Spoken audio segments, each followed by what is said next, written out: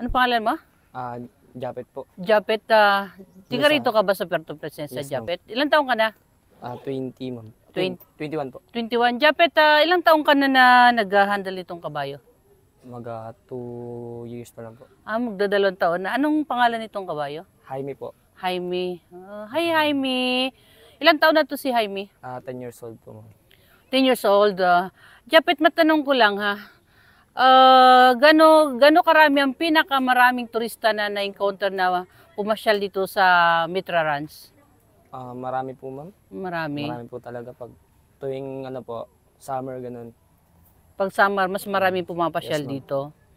Ito namang kabayo mo, friendly ba to? Yes, ma'am. Never kang naka-experience na Never nag-wild? po. Wala pa rin po. Sige.